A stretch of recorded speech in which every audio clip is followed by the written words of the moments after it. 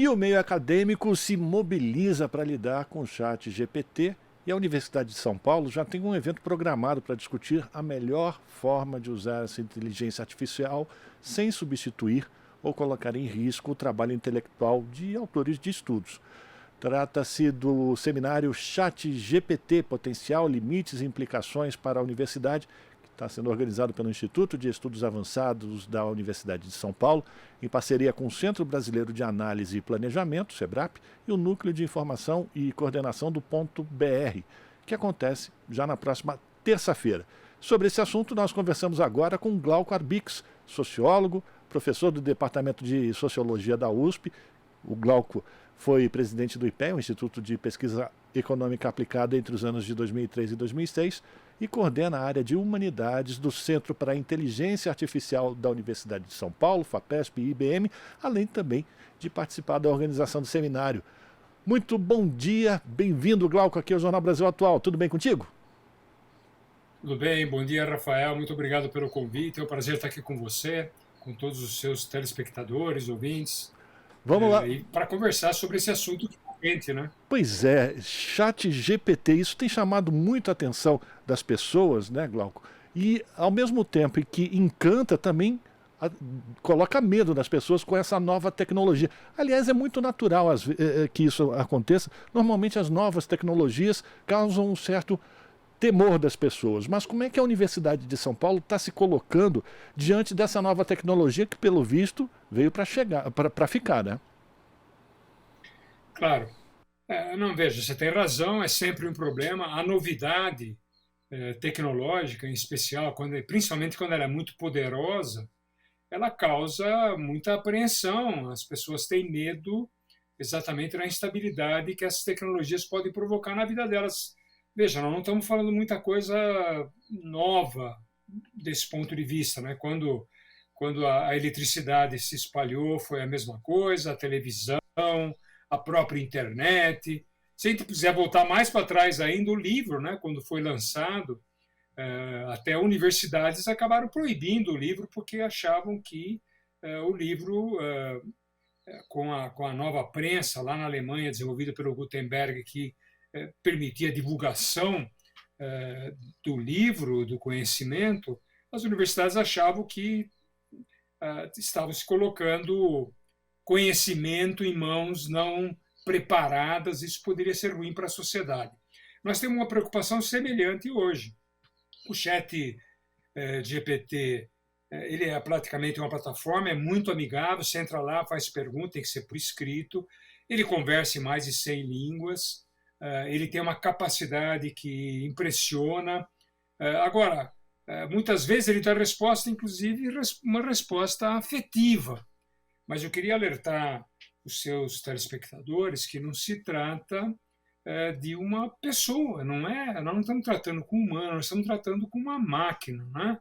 A resposta afetiva, na verdade, vem da capacidade que o software que movimenta o ChatGPT tem de calcular a probabilidade da próxima palavra num texto. Então, ele consegue encadear palavras sequencialmente. Isso vai formando as frases, as sentenças. Como ele é muito bem feito, ele é muito capaz, o texto é coerente, ele é gramaticalmente correto, ele não erra coisas pequenas como nós mesmos erramos, ele tem cara de um texto humano, ele tem cheiro de um texto humano, ele tem o jeitão de um texto humano, mas ele não é humano. Isso significa que ele não tem nenhum compromisso com a verdade, porque como ele encadeia as palavras, a ideia de você ter uma relação com o que é fato não está ligado à preocupação dele. Então, por exemplo, se às vezes você põe lá o que é a Rede Brasil Atual, ele vai falar, a Rede Brasil Atual verdadeiramente é uma rede, uma emissora de TV, uma rádio, que eu tenho o Rafael como jornalista, e de repente ele fala a Rede Brasil Atual é de propriedade da Globo. E daí você fala, mas de onde saiu isso? Bom, saiu do banco de dados gigantesco, muito grande, são bilhões de parâmetros que são utilizados, desse banco de dados que a gente não sabe muito bem como é que o computador escolhe as palavras, porque são processos muito complexos e nem sempre transparentes. Pois é, Então, aí, eu queria... eu queria Fala. só aproveitar essa tua fala, Glauco, exatamente por conta dessa informação. Ele não cria uma sentença. Ele precisa ter isso no seu banco de dados. Mas a gente passou por um período de forte utilização de fake news, de criar notícias falsas e tudo mais. E certamente essas fake news estão sendo incorporadas a esse banco de Com dados. certeza. E aí eu acho que se torna o grande risco da utilização dessa plataforma, não? Você tem toda a razão. Eu estava falando daquilo que, vamos dizer assim, seria mais positivo. Ele escreve ensaios, ele responde perguntas, ele tem dados históricos, ele tem dados, ele consegue resolver problemas de matemática, ele consegue apontar erros de um código de computador, ele é muito capaz. Mas, ao mesmo tempo, como você mesmo está alertando, ele não tem muitas garantias de que não vai reproduzir bobagens que a gente encontra na internet, bobagens, erros, mal feitos. Tem gente que se sabe na internet que não é bem intencionado. Então ele, em vários momentos, ele escorrega, ele acaba dando esse tipo de falha, ele acaba exibindo esse tipo de falha que todo mundo precisa estar bem alerta para não cair e não aceitar que os resultados oferecidos pelo sistema eles são corretos, são verdadeiros, são precisos. Isso significa que o ChatGPT pode sim desenvolver uma onda de desinformação, ele pode sim desenvolver uma onda de fake news, ele pode ser mal utilizado e ele, pelas próprias características dele, pode gerar dados, informações que não são precisas. Então, se eu puder falar alguma coisa para os seus telespectadores, a gente tem que desafiar o que a gente está recebendo dele. Você não pode se submeter e acreditar que tudo aquilo que está saindo dessa máquina, né, da sua tela de computador, do seu smartphone, é verdadeiro. Pelo contrário, desconfie, vá atrás, cheque, confira. Isso é muito importante. Essa é um pouco a mensagem chave que a gente pretende dar no nosso seminário agora, na próxima terça-feira, em que vários especialistas estarão discutindo os impactos na educação. Os impactos são muito grandes em todas as áreas, na economia, na indústria, pode afetar emprego, pode... Veja, ele faz atividades de texto que jornalistas fazem, muitas vezes em segundos. Entende? Ele escreve ensaios sobre temas, ele escreve poesia, ele escreve no estilo que você pedir. Né? Então, você fala, escreve no estilo do Shakespeare, escreve no estilo do Machado de Assis. Ele escreve. Né? Nem sempre verdadeiro. Isso significa que, no caso da universidade, não tenho medo de que ele vá substituir professor. Professores são mais essenciais do que nunca, porque são filtros, exatamente para encontrar e detectar os equívocos e falhas do próprio sistema. Mas isso nem sempre ocorre em outras áreas. Né? E mesmo na área acadêmica, na área de pesquisa, você pode imaginar que o aluno mal intencionado quer passar de ano facilmente, ele vai lá, faz uma lição de casa, ele faz um trabalho e, ao invés de ser dele, é do ChatGPT. Não há hoje um sistema confiável para detectar aquilo que é humano e aquilo que vem do ChatGPT.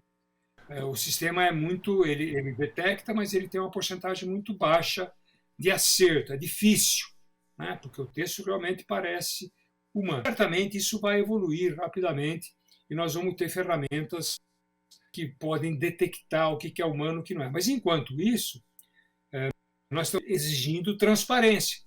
Quer usar? Use. Quer se inspirar? Se inspire. Quer pedir sugestão? Peça.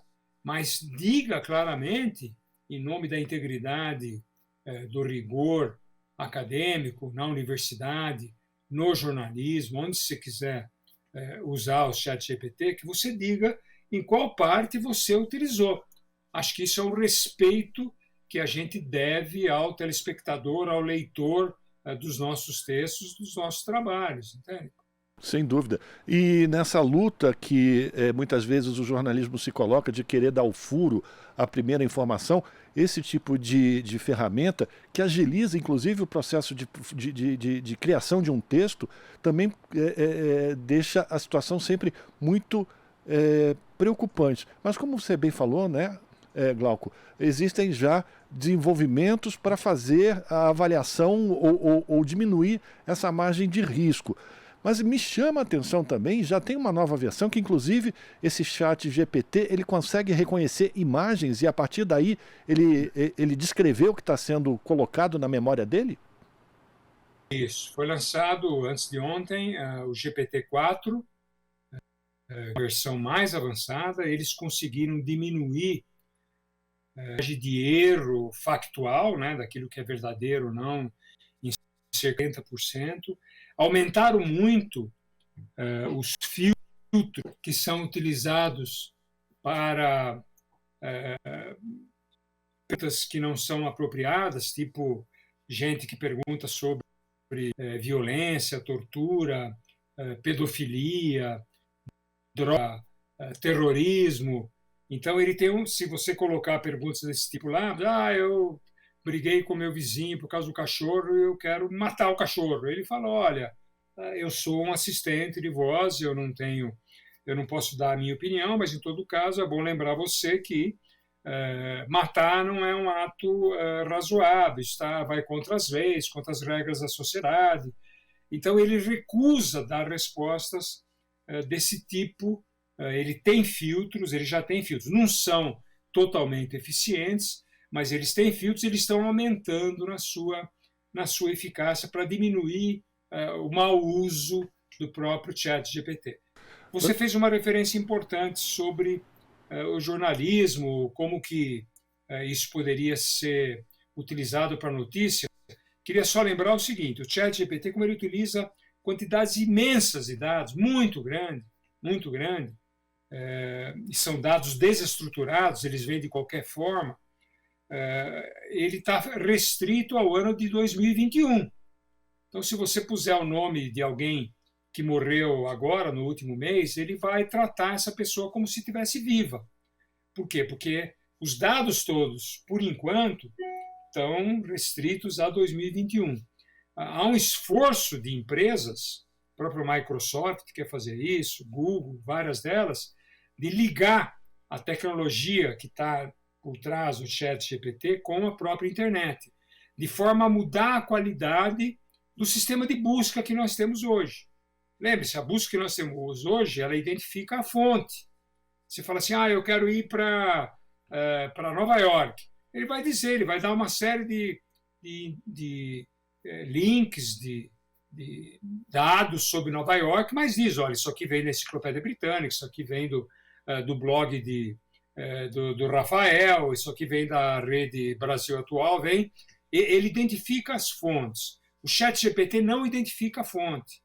Inclusive, isso cria um problema para ele de propriedade intelectual, certo? Você não sabe exatamente de qual conhecimento ele está bebendo.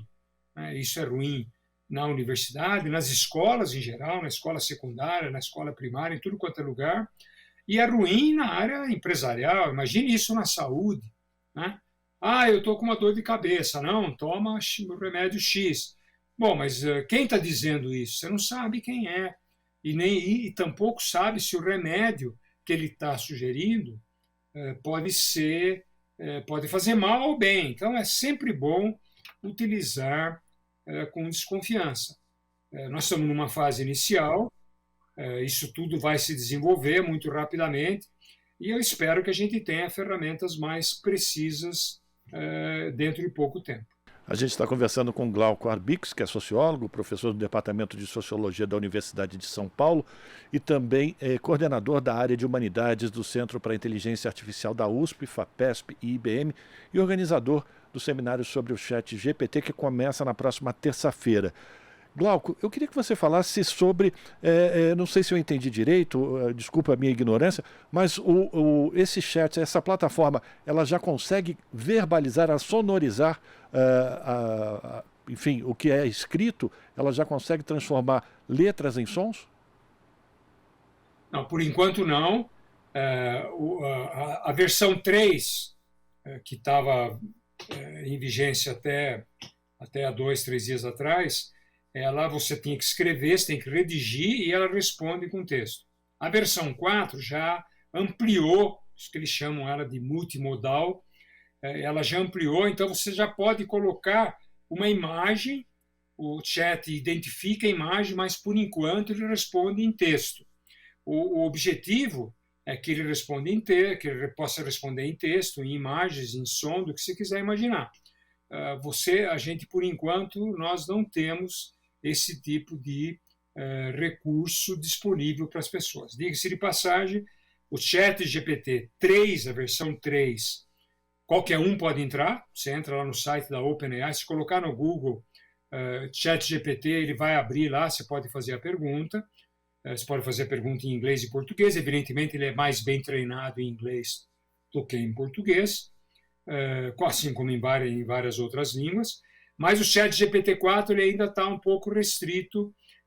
Ele está aberto a uma comunidade que faz ainda pesquisa. Ele está em caráter ainda mais experimental. Já ele certamente ele vai ser colocado, pelo menos em uma de suas versões, vai ser colocado de um modo mais aberto ao público. Professor, eu queria que o senhor falasse então, desse um quadro geral do que vai ser discutido nesse seminário. Quais são enfim, os vieses que serão debatidos nesse seminário que acontece na terça-feira e quem pode participar? Olha, primeiro, todo mundo está convidado a participar pelo canal YouTube da USP. É só colocar no YouTube, canal USP, e vai ter o seminário das 9 da manhã até as 5 da tarde. Vai ser aberto às 9 da manhã com uma palestra de um professor especialista, aliás, o diretor do Centro de Inteligência Artificial, Fábio Cosma, sobre o que é o ChatGPT, é uma visão mais precisa e rigorosa. Depois tem uma abertura formal com a presença do reitor, de pró-reitores, vai ter uma secretária, a Denise Carvalho, que é secretária do Ensino Superior do Ministério da Educação, vai estar presente, o vice-diretor da Faculdade de Educação da USP. Isso é o momento de abertura. E depois vai ter uma palestra que vai ser feita pelo professor Ari Plons, que é diretor do Instituto de Estudos Avançados, e por mim. Nós vamos conversar sobre os impactos do ChatGPT na universidade.